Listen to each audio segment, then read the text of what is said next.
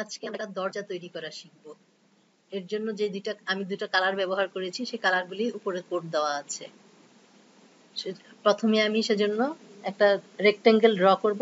এটার মাপ হচ্ছে 2.5 ইন্টু 4 ইঞ্চি। এরপর এটাতে সেই উপরের দুটা কালার অনুসারে গ্রেডিয়েন্ট সেট করব। গ্রেডিয়েন্ট কোড হচ্ছে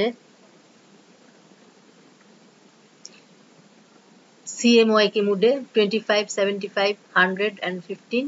দ্বিতীয় কালারটা হচ্ছে 8, 40, 60 এবং 5। এবার কালারটা গ্রেডিয়েন্টটাকে আমি কোনাকুনি আড়াআড়ি ভাবে সেট করব। উপরে বাম দিকে টপ লেফটে হালকা কালার এবং বটম রাইটে গাঢ় কালার। আমি এবার এই রেক্টেঙ্গেলের মাঝখানে সেন্টার পয়েন্টটা গাইডলাইনের সাহায্যে নিয়ে নিব, যাতে পরবর্তীতে আমার এই কাজের সুবিধা হয়। আমার গাইডলাইনটা আনলক ছিল, এবার এটাকে লক করে নিলাম। এরপর আমি আরো দুটো রেক্টেঙ্গেল আঁকবো। কালার কোড একই হবে।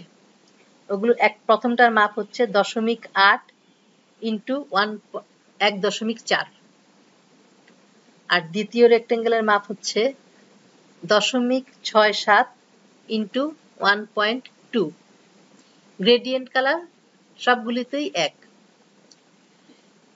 এবার দ্বিতীয়টা যেটা পরে আঁকলাম সেটার গ্রেডিয়েন্ট কালারটা আমি একদম উল্টিয়ে দেব, অর্থাৎ গাঢ়র দিকে হালকা, হালকার দিকে গাঢ়। স্লাইডার দুটো টেনে আমি এটা ঠিক করে নিব।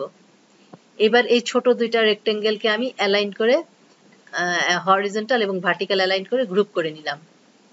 এবার এটাকে আমি প্রথম রেক্টেঙ্গেলের উপর বসিয়ে দিলাম, কপি করে ডান দিকে আরেকটি বসিয়ে দিলাম। এবার দুটোকে একত্রে সিলেক্ট করে অল্টার এবং শিফট ধরে নিচের দিকে মাউস ড্র্যাগ করলাম। ব্যাস হয়ে গেল আমার দরজা। গাইডলাইন দুটোকে এবার সরিয়ে দিচ্ছি।